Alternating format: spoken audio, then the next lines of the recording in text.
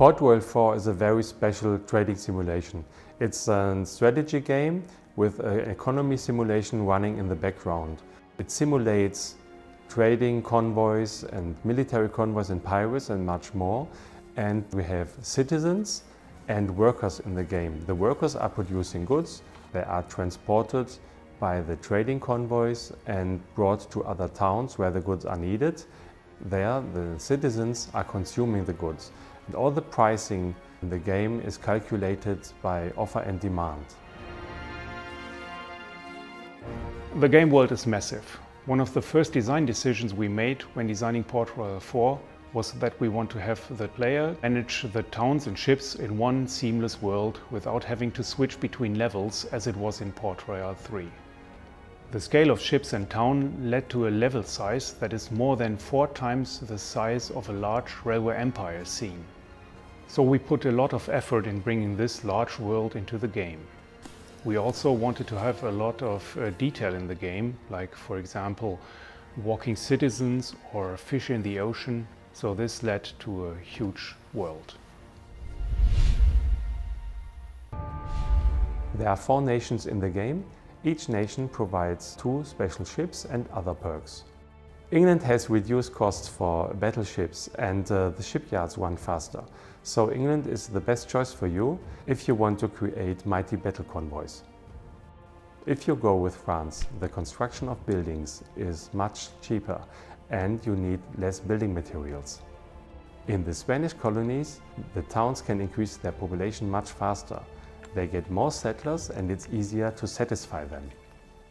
The Netherlands have reduced costs for trading vessels and they offer the biggest trading vessel in the game. There are 4 different characters in the game. No matter which character you choose, the game is always about trading, transportation and production of goods. However, the choice of the character supports your different playstyle when it comes to all the other actions in the game. Each character has different pros and cons. If you play with the adventurer, the experience of your captains will increase faster, so you are able to develop their skills faster than with any other character. Also, the adventurer is able to rebuild all vessels from the other nations which he defeated in sea battles. However, when it comes to boarding other ships, he is much weaker than others.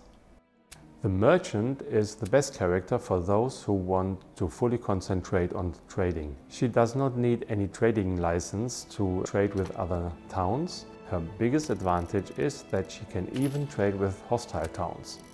However, warships are much more expensive for her than for the other characters. The buccaneer supports plundering and expansion. As for him, let-off marks are much cheaper than for the other characters. He also starts with some fame points, so it makes it easier for him in the start to unlock concessions at the Viceroy. However, you should not think about piracy when you're playing with him, as he loses much more fame. The Piratess is the best character if you want to have more piracy in the game.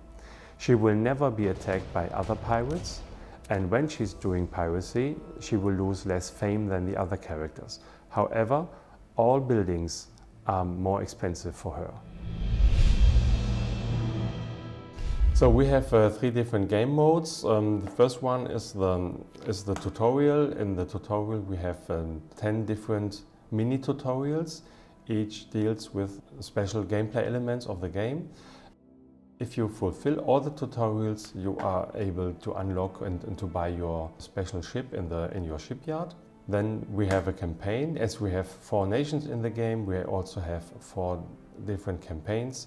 And then we have the free game, which is the most important game mode for us. In the game mode, you choose your nation. Each nation has special perks. For example, each nation has 2 special warships. And then after choosing the nation, we can choose our character.